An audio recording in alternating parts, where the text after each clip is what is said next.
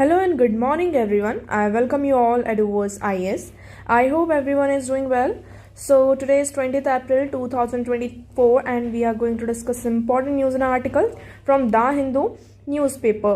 So let's see what important news we got today to discuss. But before starting the video, for PDF join Telegram channel Eduvers IS. Link आपको description box में provided है. Make sure video को and तक देखें so that सारी important news आपकी यहाँ पर कवर हों. तो चलिए स्टार्ट करते हैं और देखते हैं आज हमें क्या क्या डिस्कस करना है. ओके, सो फ्रंट पेज पर ऐसा कोई भी आर्टिकल नहीं है जो एग्जाम के पर्सपेक्टिव से इंपॉर्टेंट हो. नेक्स्ट हम मूव करते हैं, हम इस पेज पर आएंगे. आपके लिए ये जो है थोड़ा सा इंपॉर्टेंट हो जाता है. ये यहाँ से आपका एक प्रीलिम्स फैक्ट निकलता है. ठीक है, प्रीलिम्स से रिलेटेड यहाँ पे एक फैक्ट है. सो हीट और पोल्स Thrissur Pooram still a major draw. अब हम किसकी बात कर रहे हैं यहाँ पर? एक फेस्टिवल मतलब कि जो सेलिब्रेट किया जाता है किसके द्वारा? केरल में ये आपका सेलिब्रेट होता है. तो इसके बारे में हम यहाँ पर बात करेंगे. ये क्या है आपका?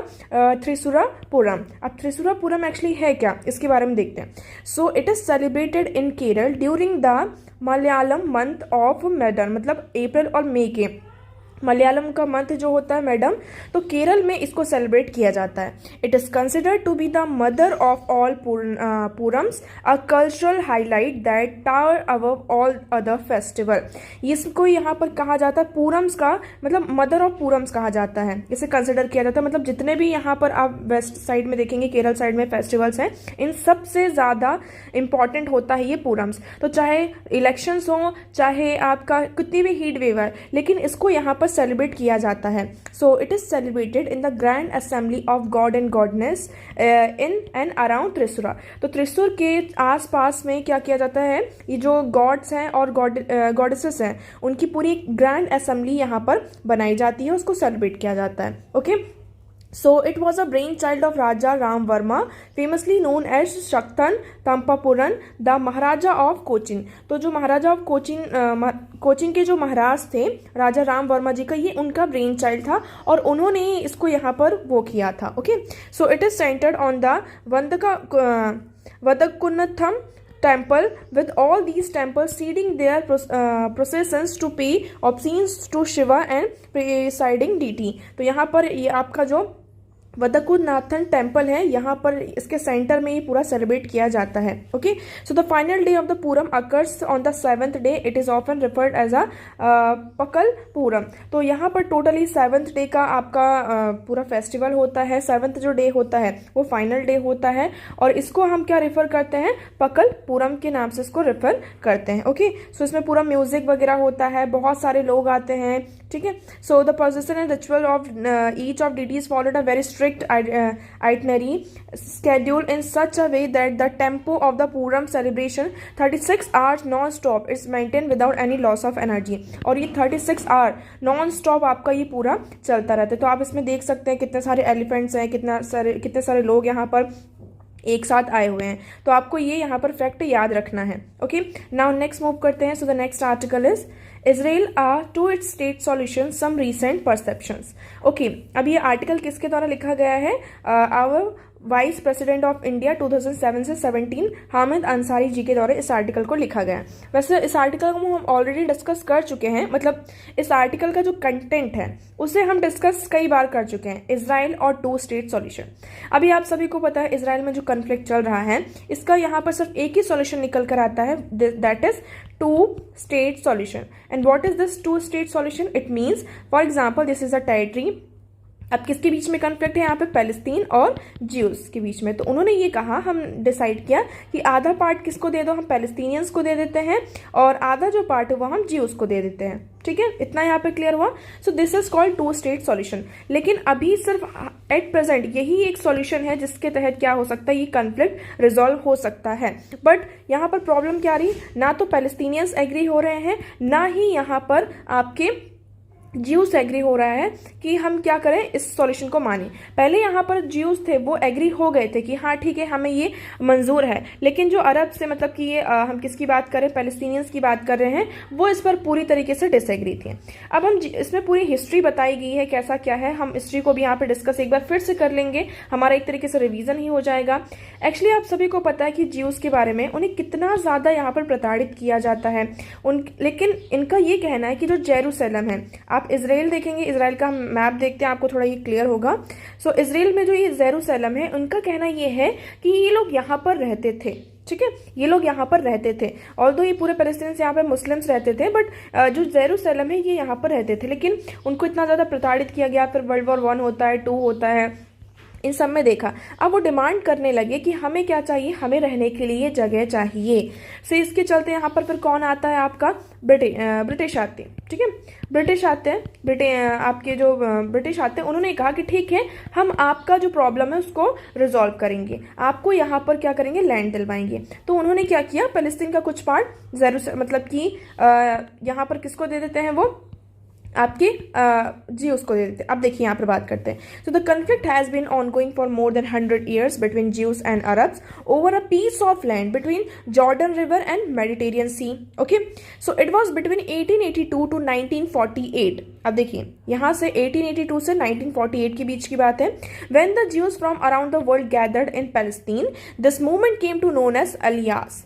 तो यहाँ पर क्या होता है, दुनिया भर के जितने भी ज्यूस थे वो कहाँ गैदर्ड होते हैं, आपके पैलेस्टीन में गैदर्ड होते हैं, एक साथ आते हैं। और ये जो पूरा मूवमेंट होता है ना, उस मूवमेंट को हम कहते हैं, what is that movement is called, alias. Okay, then in 1917, okay 1970 Ottoman empire मतलब वर्ल्ड वॉर 1 होता है, और उसके कारण ड्यू टू दैट रीजन जो आपका ऑटोमन एम्पायर होता है वो फॉल डाउन हो जाता है और पैलेस्टीन के ऊपर यूके का कंट्रोल आ जाता है। ओके, वर्ल्ड वॉर 1 हुआ आपका 1971 में, ठीक है, जिसके कारण जो ऑटोमन एम्पायर होता है वो फेल हो जाता है, ठीक है, और उस पर किसका कंट्रोल आ जाता है, आपका यूके का कंट्रोल हो जाता है। So the land was inhibited by juice minority and Arab majority, but at that time हम अगर इसराइल की बात करते हैं, ये जो आज का पूरा लैंड है, इसमें माइनॉरिटी में कौन थे, ज्यूस थे, और मेजॉरिटी में कौन थे, अरब थे। ओके, फिर यहाँ पर क्या होता है, आपका बाल्फोर डिक्लेरेशन होता है, was issued after Britain gain control with the aim of establishing a home for Jews in Palestine. अब यहाँ पर एक बाल्फोर डिक्लेरेशन होता है, किसके द्वारा, ब्रिटेन के द्वारा, कि उन्होंने ये प्रॉमिस किया ज्यूस से कि हम पैलेस्टीन में आपको आपका घर दिलवाएंगे। So however during that period the Arabs were in majority in Palestine, but उस टाइम पर क्या थे, पैलेस्टीन में अरब मेजॉरिटी में थे। सो ज्यूस ने तो इस आइडिया को फेवर किया कि ठीक है, लेकिन पैलेस्टीनियंस ने रिजेक्ट कर दिया। So almost 6 million juice lost their lives in the Holocaust, which also ignite further demand for separate juice state. अब इसके कारण जब ये पूरा हुआ तो एक कन्फ्लिक्ट यहाँ पर सिविल वॉर की तरह स्टार्ट हो जाता है, जिसमें 6 मिलियन ज्यूस की यहाँ पर जान जाती है, और ये फर्दर यहाँ पर फिर डिमांड करने लगते हैं ज्यूस कि हमें एक सेपरेट स्टेट्स चाहिए। ओके, सो ज्यूस ने यहाँ पे क्लेम किया, ये ज्यूस क्लेम किया कि ये जो आपके पैलेस्टीन है that is their natural home, while Arabs too did not leave that land and claimed it. अब दोनों पार्टी यहाँ पर क्लेम करने लगी कि नहीं ये हमारा लैंड है, वो कहते हैं नहीं नहीं ये हमारा है, ठीक है। अब ये सारी चीजें हो गई, ब्रिटेन यहाँ पे परेशान हो गया, उन्होंने बोला कि अब हम ये जो पूरा इशू है हम किसको देते हैं, यूएन को देते हैं, ठीक है, यूनाइटेड नेशन को। सो इन 1947 क्या होता है, UN voted for Palestine to be split into separate Jews and Arab state. यहाँ पर यूएन ने ये कहा कि हम क्या करते हैं, यूएन का ही आपका आइडिया था 2 स्टेट सॉल्यूशन का, कि हम क्या करते हैं, पैलेस्टीन को स्प्लिट करते हैं, एक पार्ट आपका ज्यूस का होगा, एक पार्ट आपका अरब्स का होगा, with Jerusalem becoming an international city. So that plan accepted by juice leader. Juice leaders ने तो इस प्लान को एक्सेप्ट कर लिया, बट अरब्स ने इसको यहाँ पर रिजेक्ट कर दिया, और ये आज तक आपका इंप्लीमेंट नहीं हुआ।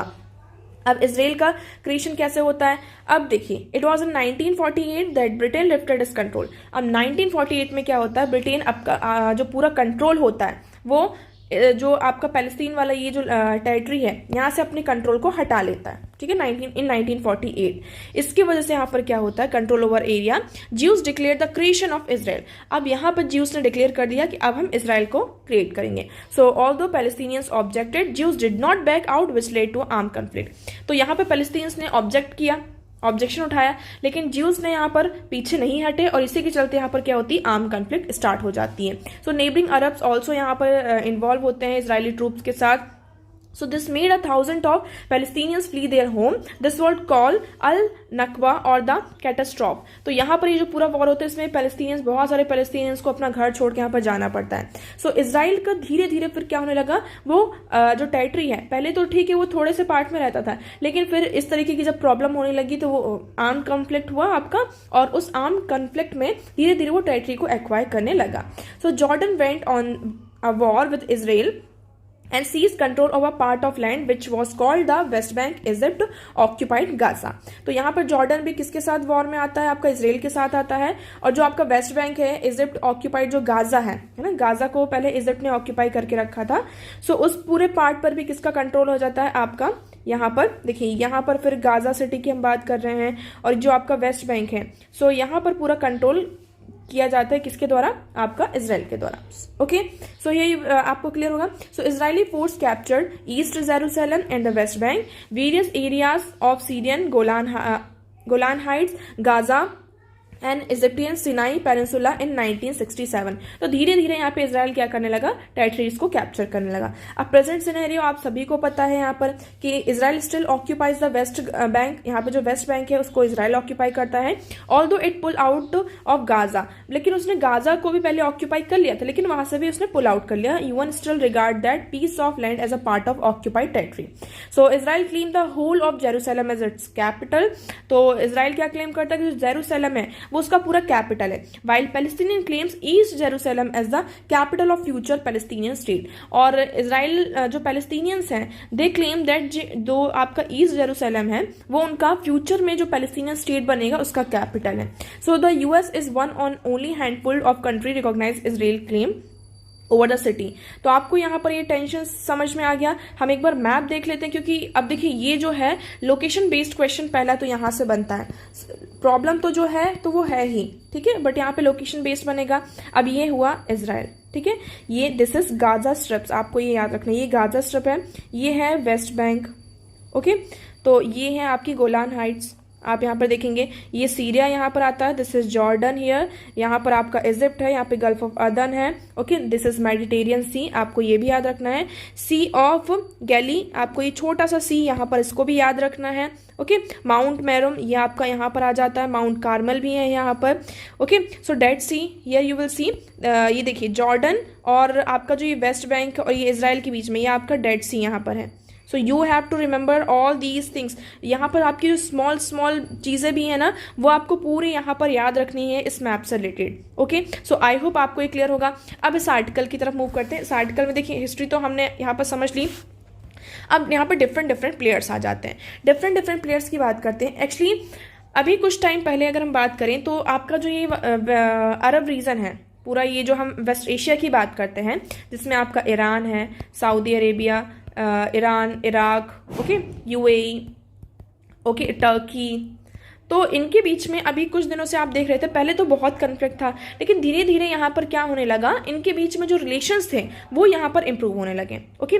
सऊदी अरेबिया की बात करें, सऊदी अरेबिया यहाँ पर यूएस का एक अच्छा फ्रेंड है, क्योंकि यहाँ पर उनके डिफेंस टाइज हैं, है ना, मतलब कि बहुत सारा इंपोर्ट और एक्सपोर्ट चलता है। उसके बाद इजराइल के साथ यूएस के रिलेशन क्यों अच्छे हैं, क्योंकि मोस्ट ऑफ द यूएस में आप देखेंगे जो प्रोमिनेंट लीडर्स हैं वो ज्यूस हैं, तो हाई प्रोफाइल में जो बड़े बड़े लीडर्स हैं, आपके ऑफिसर्स हैं वो ज्यूस हैं, इसलिए यूएस के रिलेशन इजराइल के साथ अच्छे हैं। ईरान के साथ अच्छे नहीं है, एक तरीके से हम कह सकते हैं। यूएस ने ईरान के ऊपर क्या लगा के रखा है, सैंक्शंस लगा के रखा है, बट स्टिल हमने यहाँ पर देखा सऊदी अरेबिया और ईरान के बीच में जैसे चाइना ने क्या किया, अब चाइना यहाँ पर आ जाता है, आपको चाइना वाला फैक्टर भी रखना है, ओके। सो चाइना यहाँ पर आया। अब धीरे धीरे क्या होने लगा, इस रीजन में इन कंट्रीज के बीच में जो पहले कन्फ्लिक्ट था, इश्यूज थे, वो धीरे धीरे रिजॉल्व होने लगे थे। हमारा यहाँ पर जो इकोनॉमिक कॉरिडोर हमने अभी G20 में इस्टेब्लिश करने की बात की, ये भी हमारा यहाँ पर एक तरीके से कंफर्म ही हो चुका है, ओके। लेकिन फिर धीरे धीरे क्या होता है, गाजा में रहने वाले जो हमास थे उनको लगा कि जो अरब्स की हमारी जो प्रॉब्लम है अब ये क्या हो पाएगी, रिजॉल्व नहीं हो पाएगी। मतलब एक तरीके से ऐसा एक आ रहा है, चीज़ें आ रही हैं सामने निकल कर कि जो वॉर का पूरा क्या इशू है। तो इसकी वजह से हमास ने क्या कर दिया, यहाँ पर 7 अक्टूबर, जिस डेट को हम बिल्कुल भी नहीं भूल सकते हैं, 7 अक्टूबर 2023 को हमास ने इसराइल के ऊपर अटैक कर दिया, जिसके कारण यहाँ पे 1200 से ज़्यादा लोगों की जान जाती है। अब यहाँ पर जान गई, अब वो अरब से, तो जितने भी यहाँ पे मुस्लिम कंट्रीज़ हैं, अरब कंट्रीज़ हैं, वो किसका साथ देंगी, ऑफ कोर्स फ़लस्तीन्स का साथ देंगी। तो इसी के चलते यहाँ पे पूरा जो इशू आपका बनता जा रहा है। ओके, अब यहाँ पे वेरियस फैक्टर्स आ जाते हैं, वेरियस प्लेयर्स आ जाते हैं। पैलेस्टीनियंस का क्या कहना है, recognition of their existence as a state along with rights as a state under international law and in terms of the Palestinian non player of June 2002। Okay, तो Palestinians किंग कह रहे हैं कि हम उनके एग्जिस्टेंस को यहाँ पर जो इंटरनेशनल लॉज हैं उसके राइट के साथ यहाँ पर उनकी एग्जिस्टेंस को रिकॉग्नाइज किया जाए। इसराइल का क्या कहना है, retention of the acquired territory, उनका यहाँ पर जो भी उनकी एक्वायर्ड टेरिटरी है वो उसको रिटेन करेंगे। So the Palestinian would be given all the power to govern themselves, यहाँ पे पैलेस्टीनियंस को पूरी पावर दी जाएगी कि वो अपने आप को गवर्न करें, ठीक है, लेकिन to govern themselves, but none of the power that could threaten Israel, लेकिन हम उनको ऐसी पावर नहीं देंगे जो इसराइल को क्या करे, थ्रेट करे। So simply putting this, the solution is the self government for Palestinians with a vital security power written by Israel. तो यहाँ पर उनका मतलब इसराइल का कहना ये है कि पैलेस्टीनियन को सेल्फ गवर्नमेंट प्रोवाइड करेंगे, बट सिक्योरिटी का जो पावर है वो इसराइल के पास रहेगा, ठीक है। यूनाइटेड स्टेट्स का यही कहना है कि the 2 state solution with demilitarised Gaza, यहाँ पर उन्होंने कहा कि हम 2 स्टेट सॉल्यूशन लेकर आ सकते हैं और गाजा को डीमिलिटराइज कर सकते हैं। डीमिलिटराइज का मतलब जो डिफरेंट यहाँ पर ग्रुप्स हैं, मिलिट्री ग्रुप्स हैं, कहाँ, गाजा में। Okay, so Saudi normalisation with Israel a role for the moderate Arab countries in rebuilding Gaza and in keeping Iran isolated. तो यहाँ पर सऊदी के साथ क्या होगे, रिलेशन हम इसराइल के और सऊदी के रिलेशन को नॉर्मलाइज करेंगे।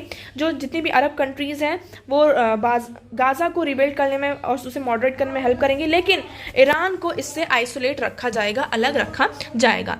अरब स्टेट्स का क्या कहना है, रिविटलाइज्ड Palestinian state devoid a radical element after the experience of Arab Spring and benefiting from the experience of Egypt and Jordan and the government party to the Abraham Accord. Some of may not be averse to American suggestion of an Arab mandate. तो यहाँ पर देखिए, जो जैसे हम Egypt और Jordan की बात करते हैं, इन्होंने भी कुछ एक्सपीरियंस, इनका जो एक्सपीरियंस है, तो हम अब्राहम अकॉर्ड जैसी चीज़ों को भी यहाँ पर लेकर आ सकते हैं, जिसके तहत ये जो सॉल्यूशन है, मतलब कि प्रॉब्लम है, इसको रिजॉल्व किया जा सके।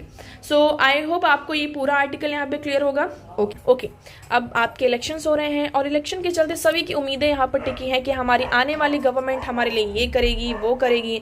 इसी के चलते यहाँ पे साइंटिस्ट की भी यहाँ पर कुछ फंडामेंटल इश्यूज हैं, वो भी चाहते हैं कि हमारी आने वाली इनकमिंग गवर्नमेंट हमारे लिए कुछ करे। तो यहाँ पर कुछ 5 फंडामेंटल इश्यूज हैं जिसको साइंटिस्ट चाहते हैं कि scientist want that new government to solve and they are elected representative to pay urgent attention, कि हम जिनको भी यहाँ पर इलेक्ट करें वो इस चीज पर क्या करें, अटेंशन को पे करें। पहली चीज यहाँ पर ये चाहते हैं कि जो रिसर्च एंड डेवलपमेंट में जीडीपी का कंट्रीब्यूशन है उसे इंक्रीज किया जाए। अभी एट प्रेजेंट हमारा जीडीपी का सिर्फ 0.7% किस में जाता है, रिसर्च एंड डेवलपमेंट। आप सोच सकते हैं 0.7%, इट इज वेरी लेस, ये बहुत ही कम है। इवन 1% भी हमारी जीडीपी का रिसर्च एंड डेवलपमेंट में नहीं जा रहा है। ओके, तो पहली चीज़ है, तो इसमें हमारा टारगेट ये है कि हमारे इनकमिंग ईयर्स में, नेक्स्ट 5 ईयर्स में हम ये चाहते हैं कि जीडीपी का एटलीस्ट 4% किस में जाए, आपकी रिसर्च एंड डेवलपमेंट में जाए। क्योंकि हम अदर कंट्रीज़ की बात करते हैं, डेवलप्ड कंट्रीज़ की, एंड इवन डेवलपिंग कंट्रीज़ की, we talk about developing countries itself, वहाँ पर 3%, 4%, 5%, इट इज़ वेरी नॉर्मल कि वो अपनी जीडीपी का रिसर्च एंड डेवलपमेंट में क्या करते हैं, एक्सपेंडिचर करते हैं। So this is very important point. पहली चीज़ तो ये हुआ। सेकेंड, उन्होंने कहा कि public sector institutions, physical and intellectual infrastructure such as universities and research institutions must be improved. अब जैसे यहाँ पर सिर्फ फिजिकल इंटेलेक्चुअल इंफ्रास्ट्रक्चर की बात की जा रही है कि जो पब्लिक सेक्टर इंस्टीट्यूशंस हैं, यूनिवर्सिटीज़ हैं, रिसर्च इंस्टीट्यूशंस हैं, इनको इम्प्रूव करना होगा। हमारी जो साइंस लेबोरेटरीज हैं उसे मॉडर्नाइज करना होगा। अंडर ग्रेजुएट जो कॉलेज हैं, स्टेट एंड सेंटर यूनिवर्सिटीज़ हैं, स्पेशलाइज रिसर्च इंस्टीट्यूशंस हैं, इनको यहाँ पर रिक्वायरमेंट की बहुत मतलब कि दे आर बैडली रिक्वायर्ड। यहाँ पर स्पेशलाइज यहाँ पर हम किसकी बात कर रहे हैं, इंप्रूवमेंट की, मॉडर्नाइजेशन की बहुत ज़्यादा यहाँ पर क्या है, हमें ज़रूरत है। So providing a better infrastructure for students. अब जब तक यहाँ पर ऐसा नहीं है कि हम लैब में जाके सिर्फ केमिकल्स के साथ प्ले कर रहे हैं, कुछ रिसर्च कर रहे हैं, जब तक यहाँ पे स्टूडेंट्स को इंफ्रास्ट्रक्चर अच्छे से नहीं मिलेगा तब तक ये सारी चीज़ें हमारे लिए प्रॉब्लमेटिक हो जाती हैं। तो वी वांट कि हर एक यहाँ पर बेनिफिट उन्हें मिले, हर एक चीज़ की यहाँ पर सुख सुविधा उन साइंटिस्ट को मिले। Okay, third, focus on merit. Third चीज़ उन्होंने क्या कहा कि हमें मेरिट पर फोकस करना होगा। कई बार क्या होता है कि जैसे कि हमारी जान पहचान के, ठीक है, हमने इनको इस कॉलेज में यहाँ पर एडमिशन दिलवा दिया, इस कॉलेज में एडमिशन दिलवा दिया। इससे क्या होता है, जो रियल यहाँ पर इंटेलेक्चुअल्स होते हैं, रियल यहाँ पर जो आपका नॉलेज होता है वो इम्प्लीमेंट नहीं हो पाता है। Okay, so making hiring in educational and research institutions to a globally accepted standard that is transparent, fast and free from any influence. यहाँ पर जो आपका हायरिंग होगी वो ग्लोबली एक्सेप्टेड जो हमारे स्टैंडर्ड्स हैं उन बेसिस पर हो, फास्ट, फ्री और ट्रांसपेरेंट होनी चाहिए। किसी के इन्फ्लुएंस में आकर नहीं होना चाहिए कि हाँ हमने इसमें मैंने आपकी बात लगा दी है कि आपका हाँ यहाँ पर हायरिंग हो जाएगी। So it should be not like this. यहाँ पर मेरिट को स्ट्रिक्टली फॉलो करना होगा। Fourth is robust science grant management system to facilitate research will be required, one with less red tape in grant submission, one that make faster and timely grant and student fellowship distributable. तो यहाँ पर क्या होना चाहिए, robust science और grant management की हमें क्या है, एक जरूरत है। फिफ्थ पॉइंट इसमें क्या कहा जा रहा है, fifth point is the last but most critical implementation that scientist look forward to its freedom to speak and write on their subject based on evidence and which is free from interference. तो यहाँ पर ये कहा जा रहा है कि scientist को पहले क्या करना होगा, आपको फ्रीडम प्रोवाइड करनी होगी, freedom to speak and write on their subject. उनका जो भी सब्जेक्ट है ना, रिस्पेक्टिव उनका जो भी रिस्पेक्टिव सब्जेक्ट है वो उसमें कुछ भी लिख सकते हैं और कुछ भी यहाँ पर बोल सकते हैं on the basis of evidence, जो भी एविडेंस उसके पास यहाँ पर है, विदाउट एनी इंटरफेयर। ओके, अब हमने यहाँ पर 5 पॉइंट्स की बात तो कर ली कि हमने सारी चीज़ें, ठीक है, हमारे पॉइंट्स हैं, बट हम इतना ज़्यादा फोकस क्यों कर रहे हैं ये डेवलपमेंट पर, साइंस में, साइंटिस्ट के लिए और ये टेक्नोलॉजी में। तो देखिए, जब तक टेक्नोलॉजी हमारे पास नहीं होगी, हमारा जो टारगेट है कि हमें एक डेवलप्ड कंट्री की तरफ आगे बढ़ना है। अब आप इसका एक बेस्ट एग्जांपल ले सकते हैं, हम बहुत सारी टेक्नोलॉजी को क्या करते हैं, दूसरी कंट्री से यहाँ पर इम्पोर्ट करते हैं। फॉर एग्जाम्पल स्मार्टफोन का एग्जाम्पल लीजिए। अब कई बार ये आता है कि हम इंडिया में स्मार्टफोन्स को क्यों स्मार्टफोन्स को यहाँ पर बिल्ड नहीं करता, क्योंकि हमारे पास स्क्रीन टेक्नोलॉजी नहीं है। ओके, हम उस टेक्नोलॉजी को बाहर से क्या करते हैं, इंपोर्ट करते हैं। तो इससे क्या होता है, आपका जो इंपोर्ट बिल है वो भी इंक्रीज होता है, ट्रेड डेफिसिट इंक्रीज होता है, हमारी क्या होती है, हम एक तरीके से उस कंट्री के ऊपर डिपेंड होते हैं, कि हमारी डिपेंडेंसी बढ़ती है। अगर हम यही सारी चीज़ें क्या करने लगे, जब हमारे पास टेक्नोलॉजी नहीं होती है तो हम उस टेक्नोलॉजी को बाहर दूसरी कंट्रीज़ के पास, जिस कंट्री के पास वो टेक्नोलॉजी अवेलेबल होती है, हम उस कंट्री से क्या करते हैं, उसे इम्पोर्ट करते हैं। सो ये आपका यहाँ पर हुआ। तो इस आर्टिकल में यही कहा जा रहा है कि हमें ये जो 5 पॉइंट्स हमने अभी डिस्कस किए हैं इस पर मेनली फोकस करना होगा। ओके, नाउ नेक्स्ट मूव करते हैं। So the next article is the battle over Adivasi identity. अब देखिए, इस आर्टिकल में कुछ इंपॉर्टेंट आदिवासी जो कम्युनिटी के लोग हैं उनके बारे में डिस्कस किया गया है, तो सिर्फ हम उन पॉइंट्स को यहाँ पर डिस्कस करेंगे। ओके, सो ये विल सी राणा पुंजा भिल, इनके बारे में डिस्कस किया गया है। So he was a contemporary of 16th century ruler of Mewar Maharana Pratap. तो यहाँ पर ये 16th सेंचुरी जब मेवाड़ में महाराणा प्रताप का रूल था उस टाइम पे थे। He is considered to be a significant character who bolstered the strength of Pratap during his battles with Mughal emperor Akbar. तो जब मुगल एम्परर अकबर थे उनके साथ जो बैटल्स थे महाराणा प्रताप के, उन्होंने इसमें बहुत ही इंपॉर्टेंट रोल प्ले किया। So when Maharana Pratap was readying for the battle with Akbar, the tribal Bhil community voluntary came to his assistance. तो यहाँ पर क्या होता है, जब अकबर और महाराणा प्रताप के बीच में बैटल होने वाला होता है, तो जो ये भील कम्युनिटी होते हैं, ये भील कम्युनिटी से यहाँ पर बिलोंग करते थे, तो ये वॉलंटरी मतलब कि अपने आप ही यहाँ पर महाराणा प्रताप की हेल्प करने के लिए आए थे। Okay, so owing his status as a commander he was bestowed the title of Rana. तो इन्होंने पूरी ये जो कम्युनिटी थी इसको कमांड किया था, इसके कारण इनको राणा का टाइटल दिया गया था।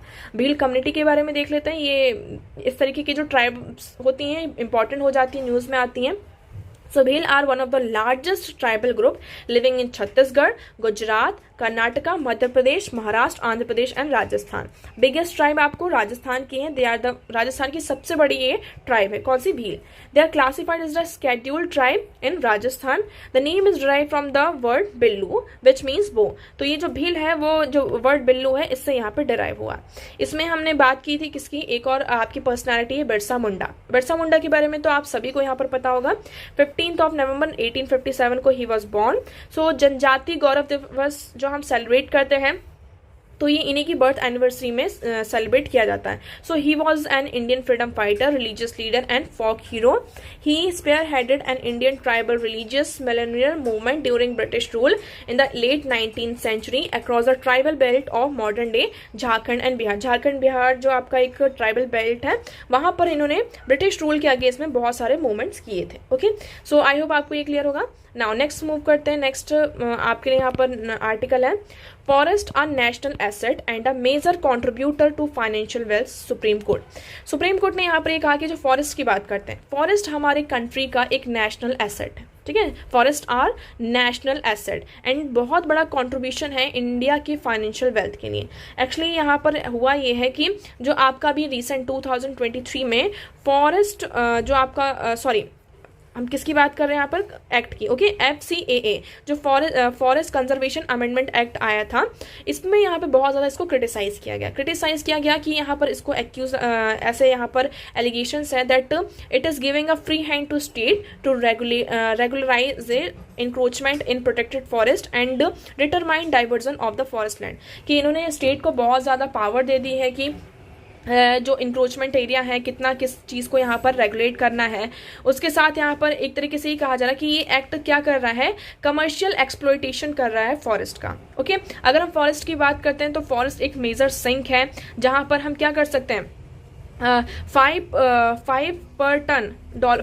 पर टन का जो CO2 है इसको लॉक किया जा सकता है। तो यहाँ पर ये मेजर कार्बन सिंक की तरह भी काम करते हैं। तो फॉरेस्ट क्या है, हमारी कंट्री का बहुत बड़ा एसेट है।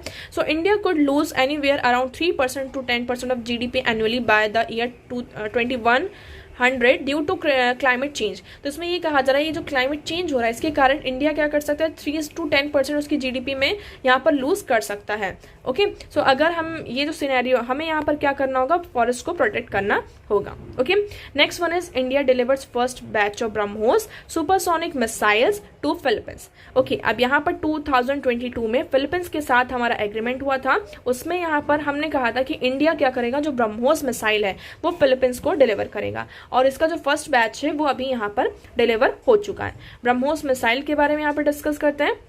सो BrahMos missile is an Indo Russian joint venture. ये इंडिया और रशिया का जॉइंट वेंचर था। Has a range of 290 kilometre, is a fastest cruise missile in the world with a top speed of Mach 2.8, nearly 3 times the speed of sound. तो यहाँ पर sound की जो speed है उससे भी उसका 3 times कर दें तो इसकी उतनी फास्ट यहाँ पे स्पीड है।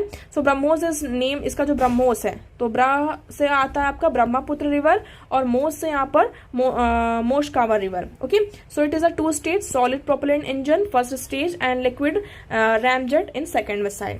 तो यहाँ पर it operates on fire and forget principle, that is it does not require further guidance after lunch. Okay, so ये आपकी हुई ब्रह्मोस मिसाइल। सो आज के लिए इतना ही। आई होप आपको सारी चीज़ें यहाँ पर क्लियर होंगी। ओके, सो आज के न्यूज़ में इतने इंपॉर्टेंट आर्टिकल्स थे। आई होप आपको सारी चीज़ें क्लियर होंगी, बट स्टिल अगर आपको कोई डाउट लगता है so you can ask in comment section. आज का वीडियो कैसा लगा एक बार कॉमेंट सेक्शन में ज़रूर बताइएगा। अगर वीडियो पसंद आया हो तो उसे लाइक करना, चैनल को सब्सक्राइब एंड शेयर करना ना भूलें। So that's for all today. Thank you so much for discussion.